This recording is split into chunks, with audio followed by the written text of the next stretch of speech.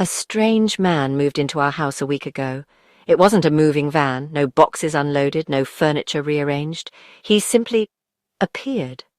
One evening, as the sun dipped below the horizon, casting long, eerie shadows across our quiet street, he was just there, standing on our porch, as if he'd always belonged. The unsettling part wasn't just his sudden arrival, but the unsettling feeling that accompanied it, a sense of dread that seemed to seep into the very foundations of our home. I remember the sky that evening, a bruised purple and orange, mirroring the turmoil that was about to engulf our lives.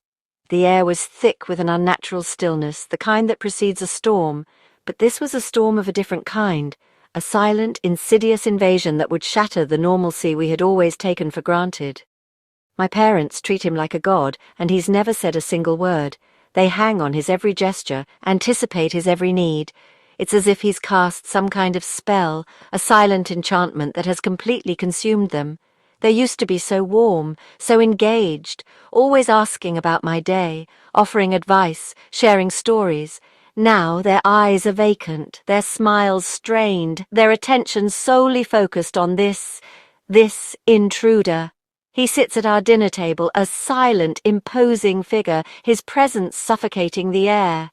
We used to have lively conversations filled with laughter and debate. Now the only sound is the clinking of silverware against plates, a morbid symphony of our decaying family dynamic.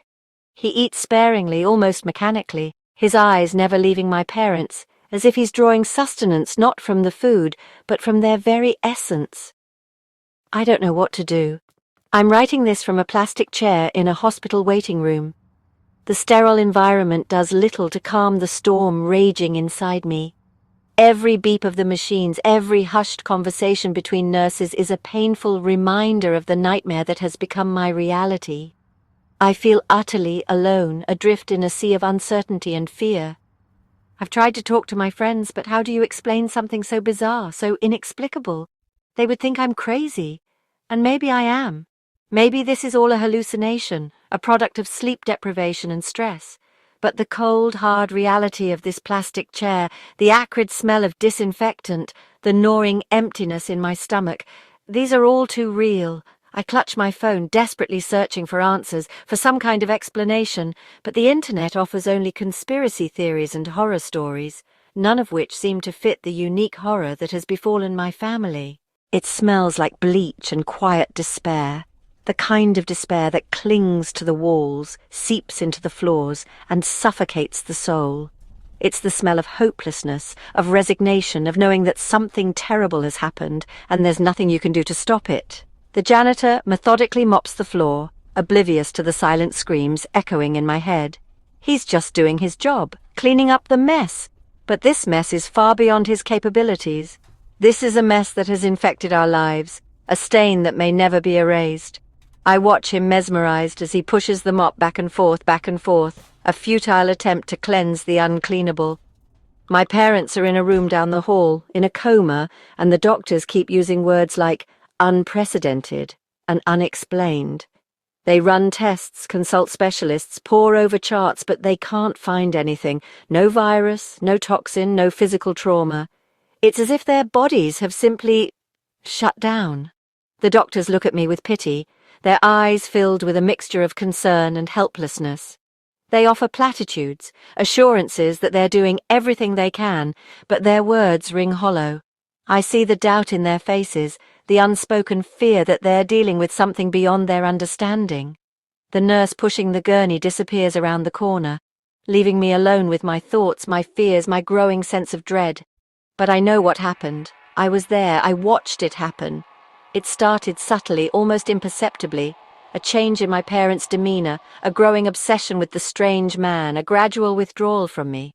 At first, I dismissed it as stress, as the natural ebb and flow of family life. But then, the nightmares started, vivid, terrifying visions of shadowy figures, of chanting voices, of a presence lurking in the darkness.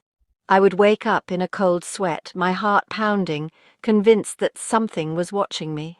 And then the yellow eyes.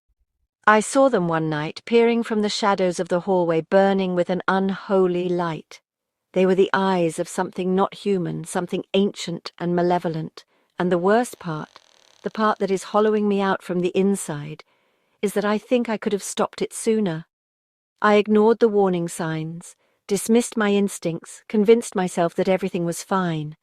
I was too focused on my own life, on my exams, on my future, to see the danger that was creeping into our home. I should have confronted my parents, challenged their behavior, demanded answers, but I didn't. I was too afraid, too complacent, too blind to the truth. Now, I'm paying the price for my inaction, watching my parents wither away, consumed by a force I don't understand. The guilt is crushing, a weight that threatens to suffocate me. My life up until a week ago was normal, boring even, filled with the mundane routines of school, homework, and teenage angst. My biggest concerns were acing my exams, getting into a good college, and navigating the treacherous waters of high school social life.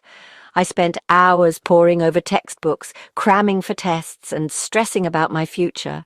My desk was a chaotic mess of papers, notebooks, and energy drink cans, a testament to the relentless pressure I was under. I longed for the summer, for the freedom to relax, to travel, to escape the suffocating confines of my academic life. Little did I know that my life was about to be irrevocably shattered, that the mundane would be replaced by the macabre, and that my biggest concern would soon be survival. I'm 18, just finished the soul-crushing marathon of high school final exams. The relief was palpable, a wave of euphoria that washed over me as I walked out of the school building for the last time. I felt like I had finally conquered a mountain, that I had earned my freedom. The future stretched before me, full of possibilities, of adventures, of new beginnings.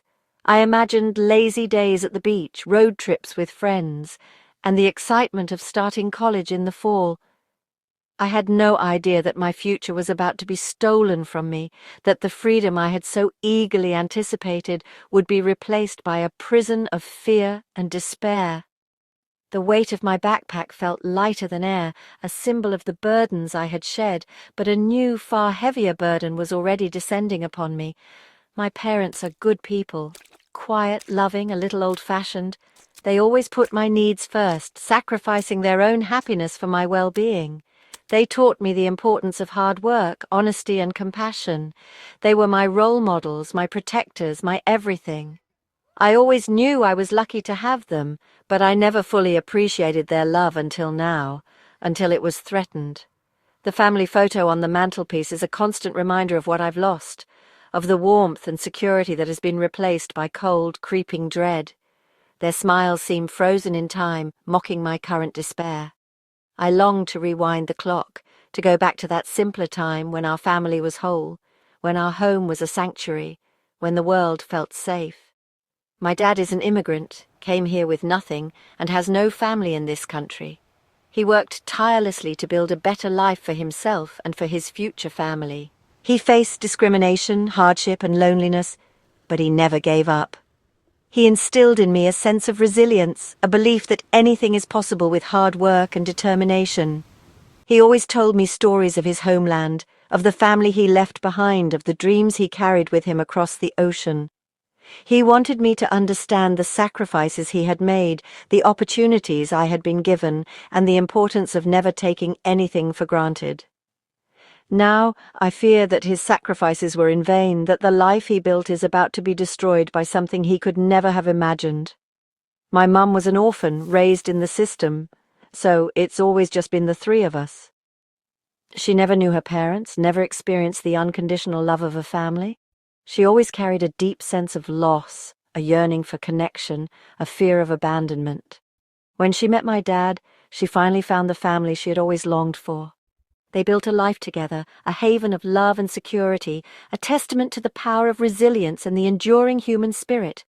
They adopted me, giving me a home, a family, and a future. I owe them everything. And now I'm watching their world crumble, powerless to stop it. The irony is cruel, the injustice unbearable. A small, tight-knit, unremarkable little unit.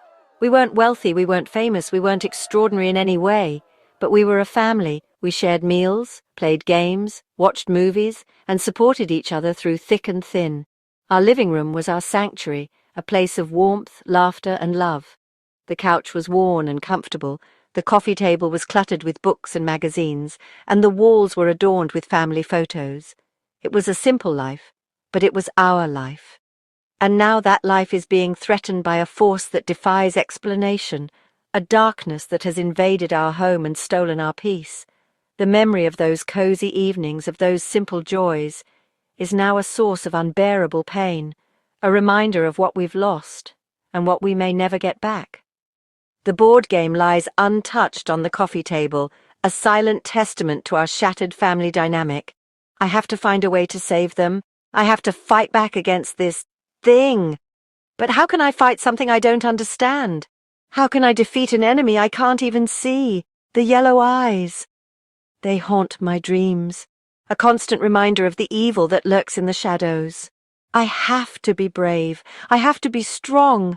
I have to find a way to protect my family, even if it means sacrificing everything. Don't subscribe. I should have known something was wrong when I couldn't find the channel again after I subscribed.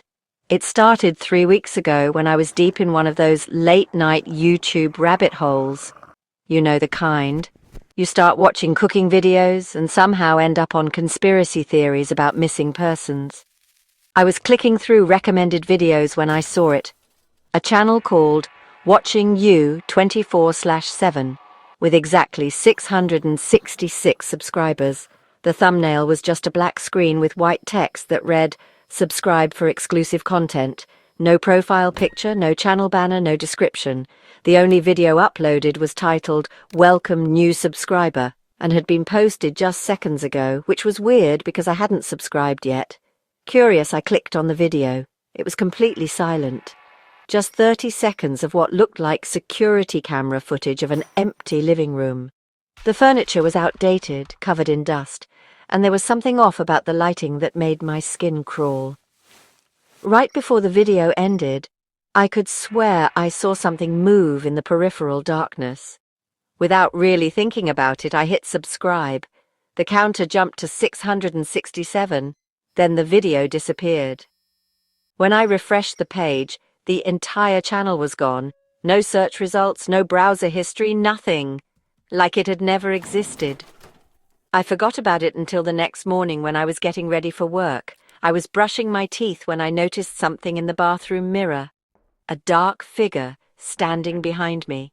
When I spun around, nothing was there. Just my towels hanging on their hooks. The incident started small, shadows moving wrong, peripheral vision playing tricks. The feeling of being watched while I was alone in my apartment.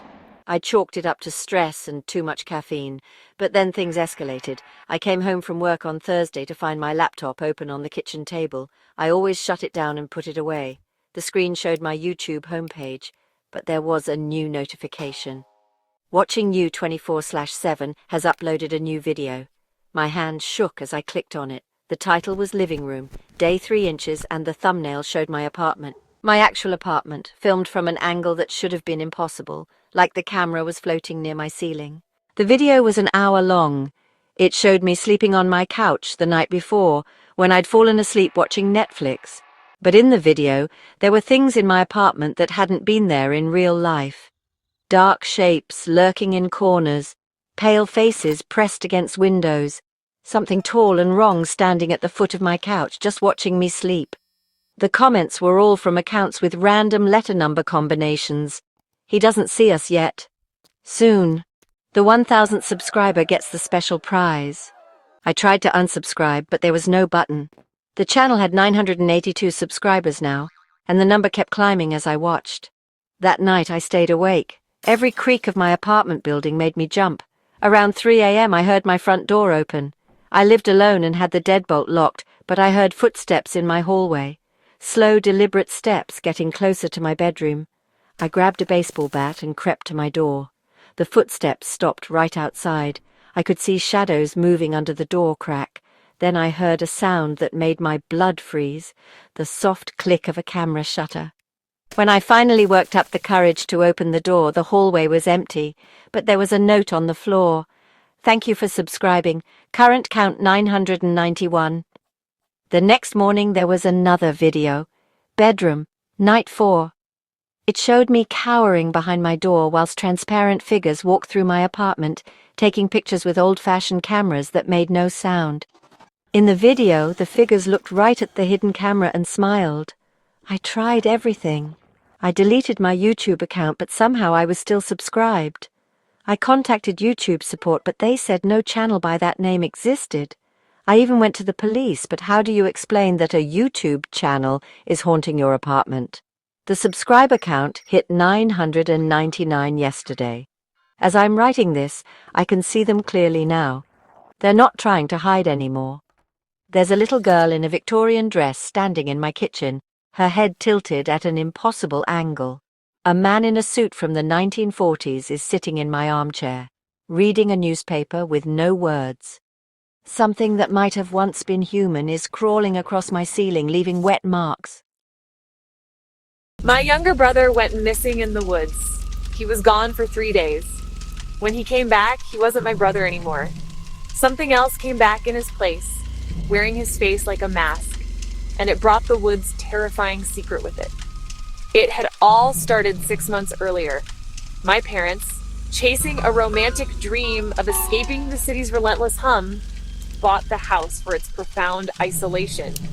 Clean air, peace and quiet, a real place to connect, my dad would say, his voice echoing with a conviction I couldn't share. He'd stand at the panoramic living room window, gesturing out at the endless, undulating sea of pine and birch that surrounded our property on all sides. To him, it was a sanctuary.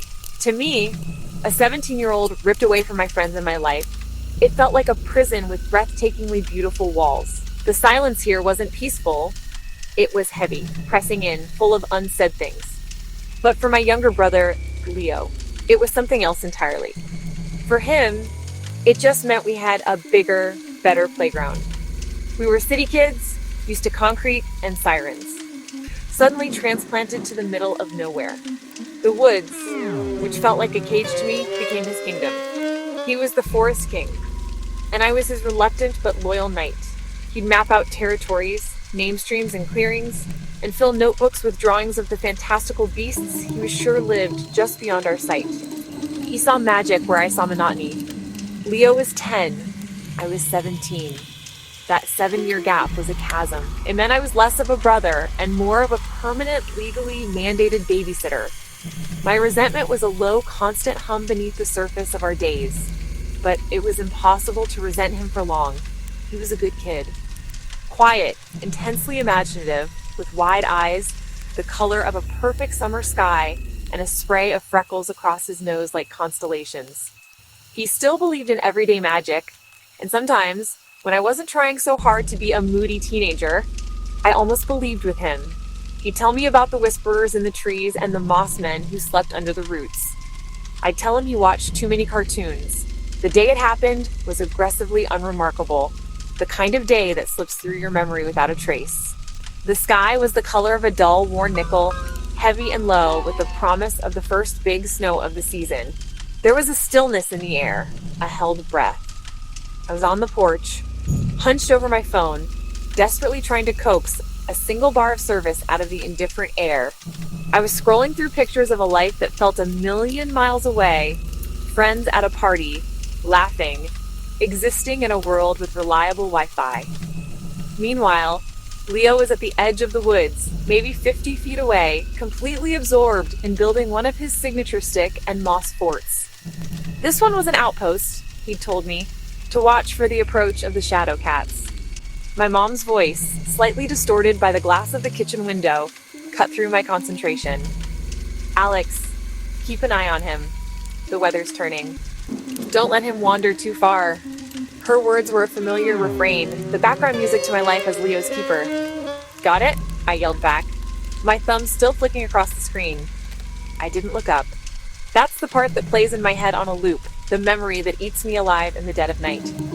In the grand, catastrophic failure of my life, it all boils down to that one, simple, unforgivable moment. I didn't look up. It wasn't for long. 5 minutes, maybe 10 at the most. An eternity. When I finally did lift my head, annoyed that it was getting too cold, the edge of the woods was empty. The half-built fort stood like a tiny skeletal ruin. But Leo was gone. For a second, I felt nothing but irritation. He was probably hiding, trying to get me to play his stupid game. Leo, I called out, my voice sharp. Game's over, man. Let's go in. The silence that answered was different. It wasn't empty. It was watchful. My heart didn't just drop. It vaporized. A cold, chemical dread flooded my veins. Leo, I screamed, my voice cracking, the sound swallowed by the trees. Leo, this isn't funny. Silence. Only the sawing of the wind through the pines, a sound that suddenly felt ancient and menacing. I ran to the tree line, my breath catching in my throat. The woods that had been his playground now looked like a wall of teeth. I took a few steps in, the temperature dropping, the light dimming instantly. Every shadow looked like a crouching figure. Every snap of a twig sounded like a footstep. After a few minutes of frantic, useless searching, a new horror dawned. I had to go back. I had to tell them. We searched for 3 days. That's an easy sentence to say, but it was a lifetime of horror packed into 72 hours. The first day was chaos and adrenaline, with the local sheriff's department arriving, their calm professionalism a stark contrast to my parents' unraveling panic. Volunteers from the nearest town, grim-faced strangers fanned out across our property. I was forced to recount my failure again and again, each telling another twist of the knife in my gut. The snow came that first night, as promised. It wasn't the gentle, magical first snow of the season. It was a thick, wet, suffocating deluge. It fell with a vengeance, blanketing everything in a pristine, mocking white. It erased any tracks, any sign, any shred of hope we might have had.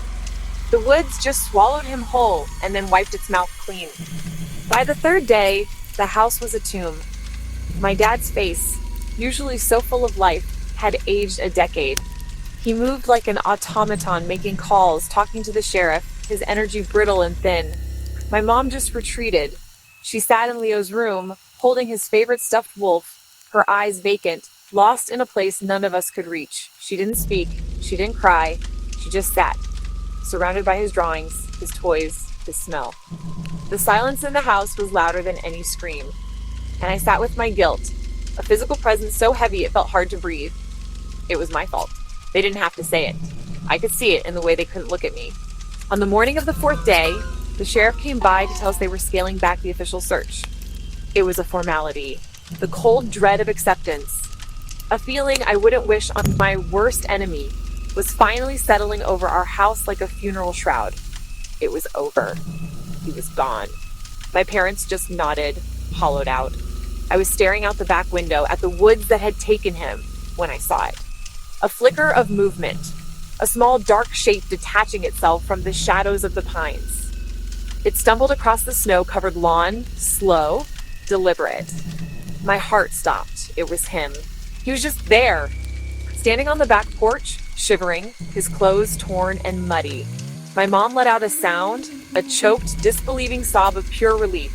My dad rushed to the door, crying his name. But I couldn't move, because as he lifted his head, I saw his eyes. The summer sky blue was gone, replaced by something flat and cold and ancient. It was Leo's face, but it wasn't Leo. He came back. I found a VR game on the dark web. Now I can't tell what's real anymore. I spend too much time on the dark web. Not for anything illegal, not really. I don't buy guns or pills or stolen logins, I just browse. I like the obscure stuff. The half-dead forums with usernames that look like ancient scripts. The marketplace pages that only stay up for 20 minutes at a time. The things that feel like they weren't meant to be seen. One night, around 3:40 a.m., I was half asleep, mind-fogged from scrolling for hours. I found a post titled, "Feel Everything, Full Immersion VR / no headset required. No flare or images." Just that one line, followed by a barely noticeable download button.